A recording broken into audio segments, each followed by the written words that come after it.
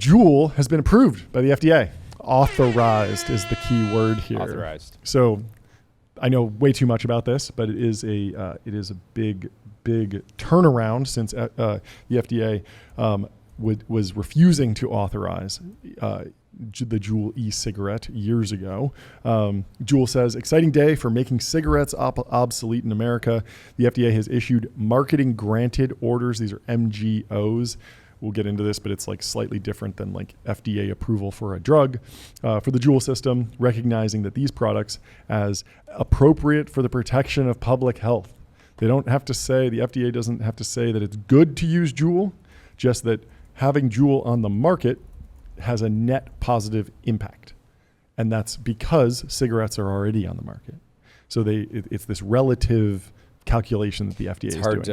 It's much harder to argue that Juul should not be able to sell when cigarettes sell daily. Exactly. So the FDA is not saying everyone should go out and start using Juul. They're just saying that keeping Juul on the market is a net good for the American public health, which I'm sure will be hotly debated by a lot of people, but it's what the FDA said. So that over 2 million adults have switched completely from deadly cigarettes to using Juul products, and they approved a few different e-cigarettes. The big thing is that they approved and can you talk about the last few years? Yeah. Because I feel like that's a wild story. Basically, Juul is just getting hammered by like all these different regulators. Yeah. Meanwhile, the average gas station is selling fully unregulated vapes that are seemingly literally tested on children.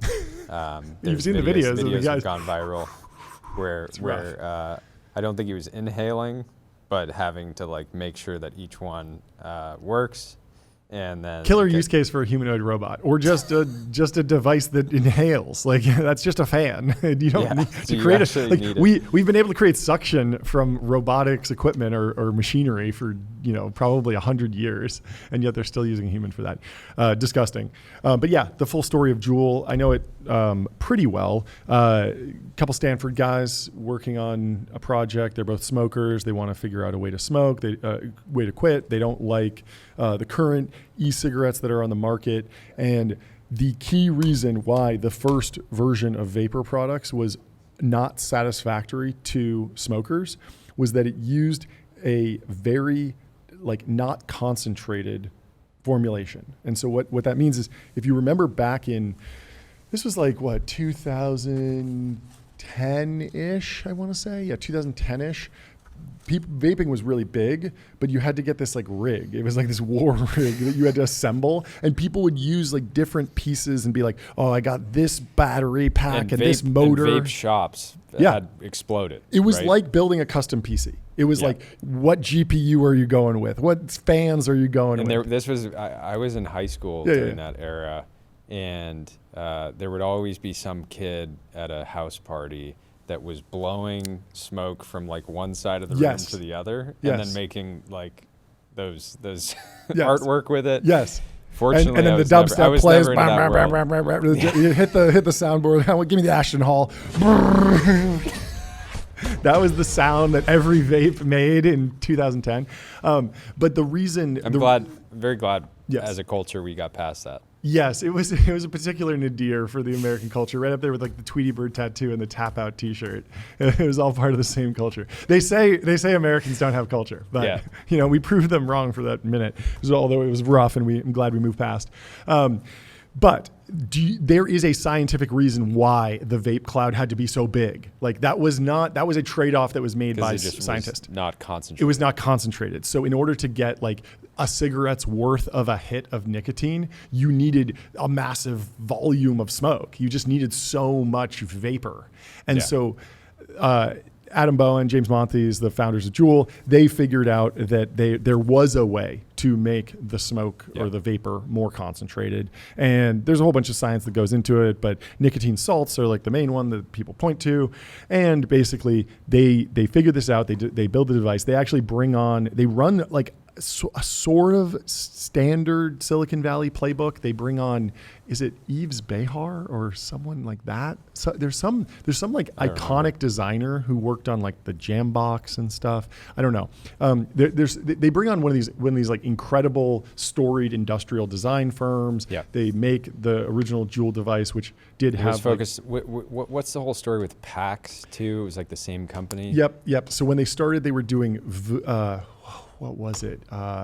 They had Flume or something. I forget what it was. They had a different tobacco vaporizer, and then they had the same kind of technology to heat up material, and you could, in theory, put tobacco leaves in there and then vaporize that and just warm it up and breathe that in, and it would be like smoking a pipe or like vaping tobacco, I guess, loosely. But obviously, like, everyone was just using it for cannabis. Yeah. And so that takes off. That becomes this like fantastic business on its own.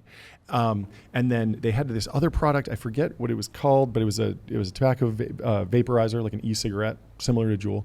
They wound up selling that to JTI in Japan, or like doing this crazy licensing deal to get that out. Then they wind up splitting the company once both products are kind of taking off, but they're on very, very different trajectories.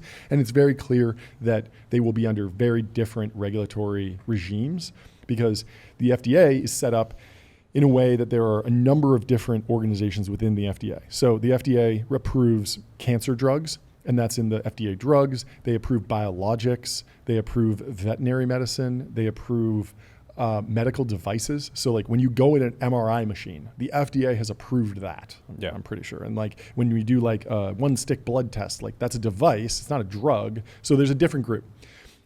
In 2000, I mean, we can go like way back. Like cigarettes were never regulated by the FDA. Let's go back to the very first time a human. It's like 10,000 years ago. Yeah, basically. Yeah, I mean, the first wooden pipe. Seriously, like it used to be somebody. Like ancient, it probably was somebody threw some tobacco leaves on a fire and no, I mean it was used in like religious rituals. They would bury people with tobacco leaves on their gums. People would chew it up. There was a whole bunch of different ways to, the original like peace pipe. It was part of that, along with other things that you could possibly smoke. Like as long as there have been stuff around, like dudes have lit it on fire and breathed it. Lit it on fire, breathe it in. Always. And there's actually evidence that like monkeys do this too. They'll like go out and find like rotted fruit and like drink it and drink the fermented fruit and get all drunk and like come back to the crew and be like, I found the drugs, basically. Anyway, so cigarettes, invented as a part of the Industrial Revolution. So we figure out how to make the cigarette rolling machine, and all of a sudden, people go from smoking, like a few cigars, which had to be hand rolled. They're very expensive. It's kind of inconvenient. You can't really huff down that many cigars. Although J.P. Morgan famously went to his doctor and was like, "I'm not feeling too good, doc," and he's like, "Well, you got to cut down the cigars. Why don't you take it from 20 cigars a day to 10 cigars a day?" J.P. Morgan, absolute dog. He's like, I think I can do that. I'll have to taper off a bit. Yeah. It's not going to be overnight, but I think I can get there.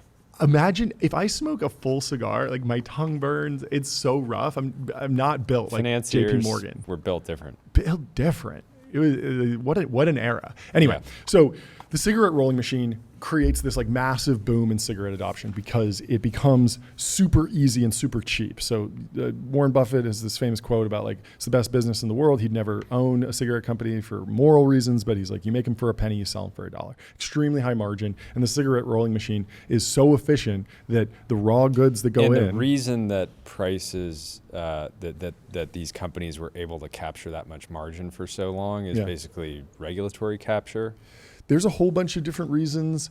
One is there's actually distribution monopolies because all the big tobacco companies have trucks that go and deliver them to tobacco stores that are licensed. And so if you have a set amount of tobacco store licenses, like gas stations that have a tobacco license, and then you have a relationship with that particular 7-Eleven, and on the back, like they can't sell them anywhere in the store, so the store can't become like a vape shop. At least it couldn't for a long time. There's only a set amount of store space, they call it the power wall, behind the cashier, that you can actually sell stuff, and Marlboro is there being like, we are the reason you exist. Like you make so much money off of us. We want all of this. Don't let anyone else in there. So there's a whole bunch of other things. There's also brand moats and these are the most powerful brands of all time. But the idea is if you were starting a cigarette company today, you would need $1 billion. So that's a more modern phenomenon because cigarettes, it's discovered in the 50s that they're giving people cancer because people went from consuming like the equivalent of like 1 cigarette a day during like the cigar era to smoking a pack a day. And in everything, like the dose is the poison. The concentration is so important in biology.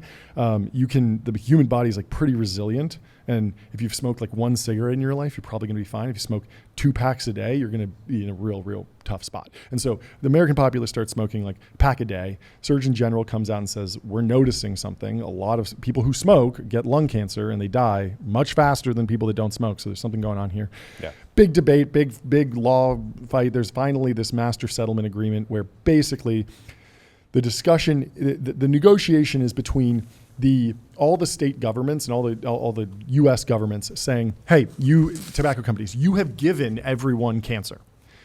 This has a financial cost to us because when a cancer patient comes into our healthcare system that's funded by the taxpayer, we have to pay for chemotherapy, and that has a cost. Yeah. And so you put that cost on us, the government, you have to pay us.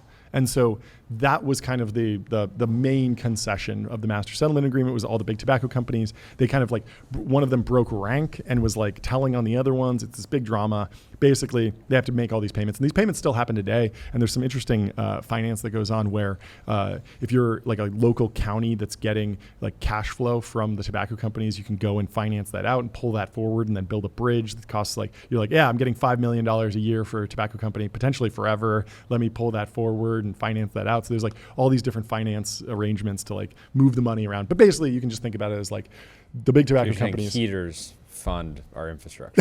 They actually do. They fund a ton of stuff because it's like billions of dollars changing hands every year. But as part of that agreement, the initial debate was like, okay, the big tobacco companies are going to pay. What else are they going to do? Most of the legislation came not from the FDA, but from the FTC saying, and the FCC, the Communications Commission, saying you can't advertise. You can't do billboards anymore. There used to be billboards in Times Square of like, camels like smoking, like, and it would have. And those were some really, we gotta. Yeah, it was wild. It was wild. And so they, it was the best era of out-of-home advertising. But now you can go to adquick.com. Out-of-home advertising made easy and measurable. Say goodbye to the headaches of out-of-home advertising. I am gonna put keep ranting. I'm gonna put one of these ads. Put the ads in. Pull it up. Okay, so basically, not ads. One of these old one tobacco. of their old ads. Yeah. So. I mean, it was literally the government saying out-of-home advertising is too effective. You can't do it. We need to nerf it because you're getting everyone hooked on smoking. So that was the initial kind of agreement. Was the big tobacco companies would no longer be allowed to sell, would no longer be allowed to advertise, and they had to make these payments. Then in like early turn of the millennium, 2000, something like that, this company Enjoy comes out with one of the first e-cigarettes. There we go. Camel. Wow. I mean, you see this insane. As a 17-year-old, yeah. You're thinking, this day I turn 18, that's going to be me. Yeah, wait, is it 18 or 21? It's 21 now. That also changed recently. So Enjoy comes out with one of the first big e-cigarettes. It's an example of that, older technology that has the big vapor cloud.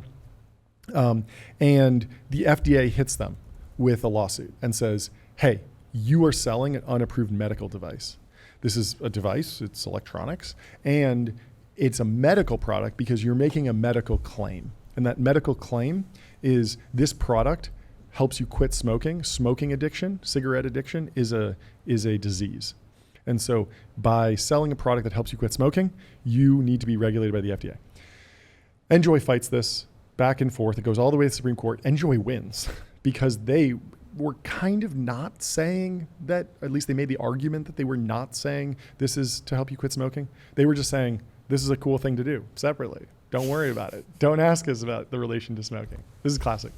But in the interim, the FDA is able to put an import restriction on the company. So they're making the product, I believe, in China, probably overseas somewhere, because it's electronics, it's equipment. They bring it in at the ports, and the FDA says, hey, while we sort out this lawsuit, you can't bring any more in. And so this is kind of like the ban hammer that they bring down. It winds up bankrupting the company. Damn. They wind up winning the court case in the Supreme Court. Later, a hedge fund guy actually buys the company out of bankruptcy, turns it around, gets it FDA approved, and sells it to Altria for like a couple $100 million, or maybe actually a couple $1 billion, I think.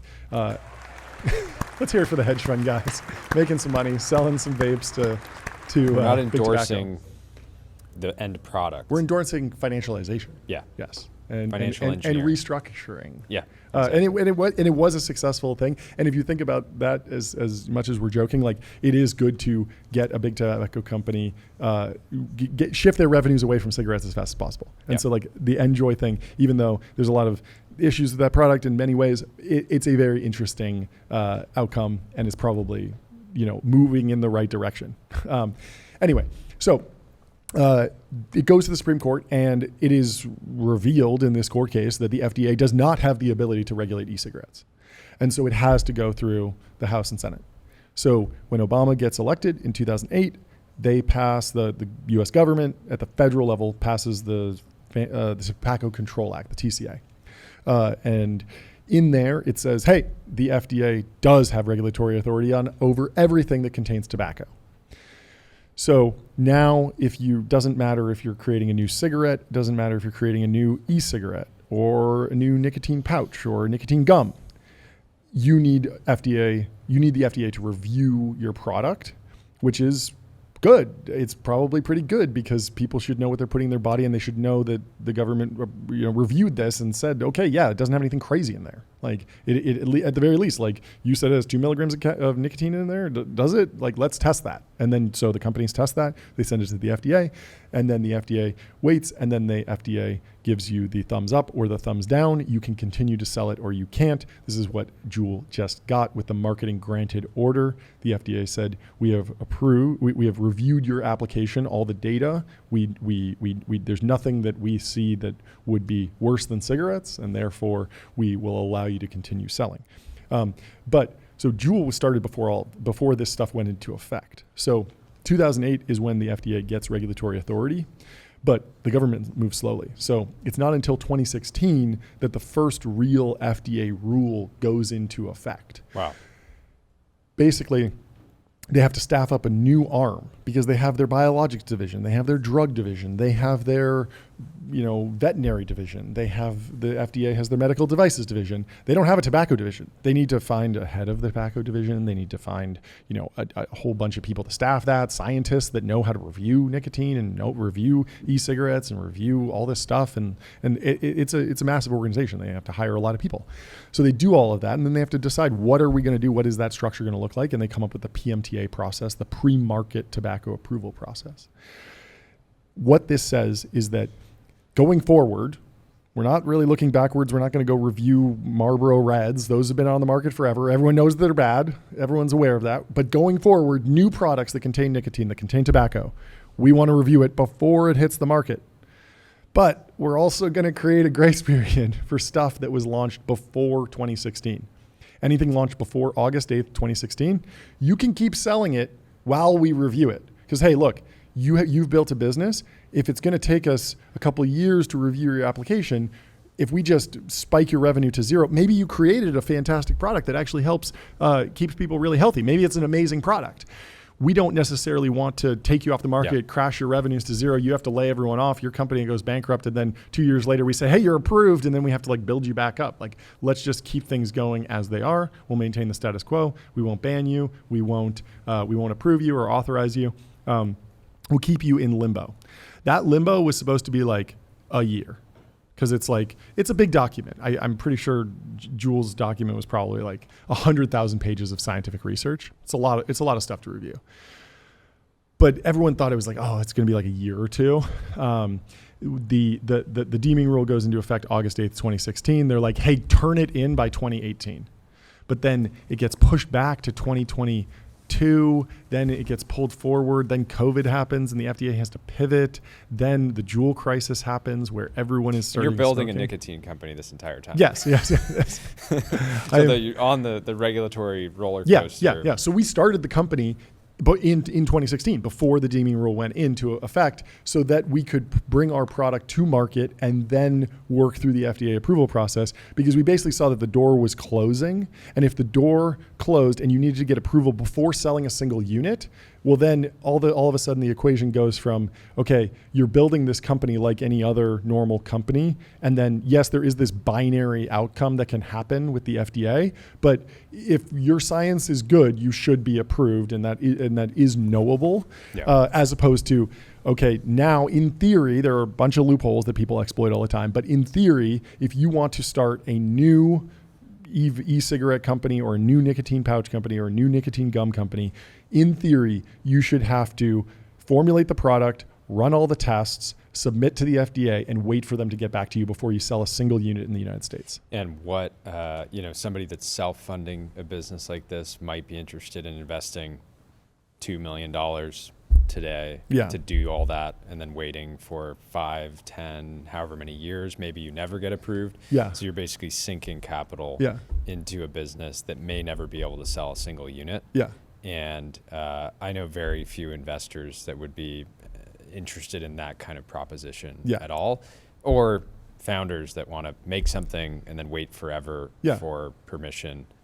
You could spend millions of dollars and wait a decade, which is exactly what we did.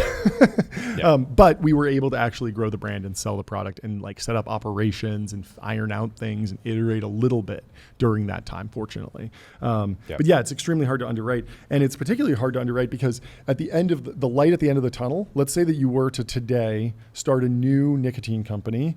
You happen to have $100 million sitting around to go do a bunch of studies, and you happen to have 10 years to wait for the FDA to get back to you, and then you're going to launch the product. Well, when you launch the product at the end of the day, you still have to contend with the fact that you're selling a consumer product in a highly competitive space. Essentially a commodity product. And so some differences in formulation, little bits here and there. You guys have breakers. That's unique. Little bit on the ingredient side, but a little bit on the flavoring side. Our branding. gum is better than their gum. Yes, exactly. But it's both gum, which is a tough thing to argue. Exactly. And so, and then aside from that, it's like, how do you actually build a brand? Like even if your product is better when you're because of something, highly restricted on marketing. You're extremely restricted on marketing. So even if you did have $100 million to spend, how do you spend it effectively? Like some of the best marketing for Lucy is like Joe Rogan sitting by UFC. He just happens to enjoy Lucy, so he's just commentating, and people pick that up. But you can't just like pay for that. Like if you went to Joe and you were like, he'd be like, no, like I'm not. That's not how I work. And so those kind of serendipitous brand building moments would just not happen if you're just like in the lab waiting for the FDA to get back to you. And then also you have the monopolies on distribution and the intense channel competition from the big tobacco companies. So it's like, you come out with this product, you finally get approved after 10 years. You're like, hey, I think my formula is a little bit better. I think my branding's a little bit better. You go to 7-Eleven and they're like, but you're not going to, wait, are you going to pay us, $100 million in slotting fees this year, like PMI might or Altria might? I got a pitch a while back for somebody that had effectively made a nicotine pouch, but it was just a slightly different chemical. Small change, and was just bringing it to market.